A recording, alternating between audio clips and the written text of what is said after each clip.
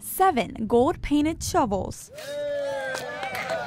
and a few scoops of dirt mark the beginning of another attempt to bring a second hotel chain to Carolina Beach. We think we'll bring vibrancy to the area that maybe the area hasn't seen for a long time. I think the new hotel will be great. It's going to bring more people down here, more tourists, bring more money for the boardwalk and the small businesses around here. While the Hampton Inn ceremony brought optimism to several, it carried a sense of deja vu for longtime locals like Brenda Arms. You know what? This is the second time a major hotel chain has broken ground on that same piece of property. So it will be interesting to see if it's followed through, and I hope it is. Flashback to 2008. Same lot, same ceremony, no hotel. The Hilton Inn project was hailed as a milestone for the island, but never got off the ground. The Hilton Inn was an exception. It kind of stretched out till the market fell out and the financing went away. These folks are in the hotel business. They build hotels on a regular basis, and they're committed to this project. And they're going to have some equipment showing up here in a couple of weeks, and we're holding them to it. While locals hold their breath and cross their fingers, the new hotel will open its doors in spring 2016, offering about 50 new jobs and hundreds of new tourists.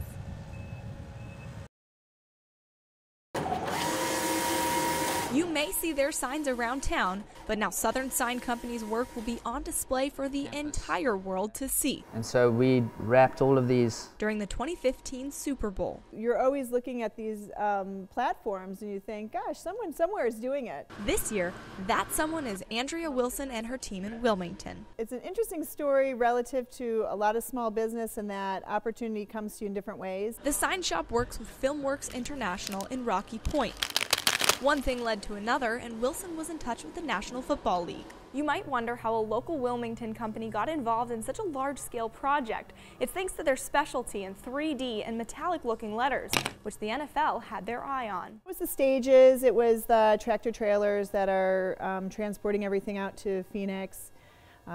Sponsor light boards, different graphic pieces. The company landed the Super Bowl opportunity a couple of weeks ago, meaning all hands on deck. Just being resourceful and good time management, and it did take some extra hours, obviously outside of our regular schedule, but in doing so, we were able to make it happen. Teamwork and focus, skills not only the athletes use on game day, but also the small town sign shop who will have fans cheering for their success all the way from Wilmington this Super Bowl Sunday.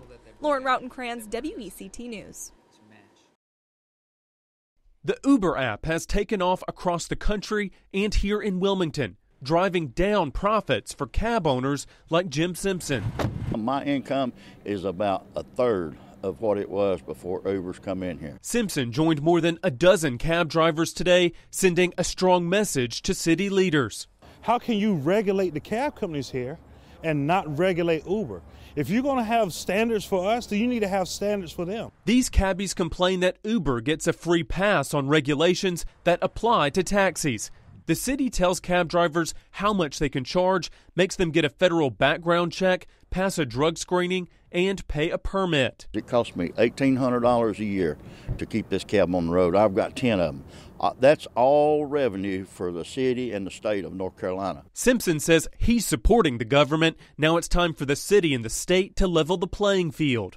These drivers say if leaders don't regulate Uber, they won't run their cabs on one of the busiest days of the year, the 4th of July. Do you really want a bunch of drunken people standing around on your precious downtown Wilmington or at your precious Riceville Beach or Carolina Beach with no one to pick them up? Uber can't pick them all up.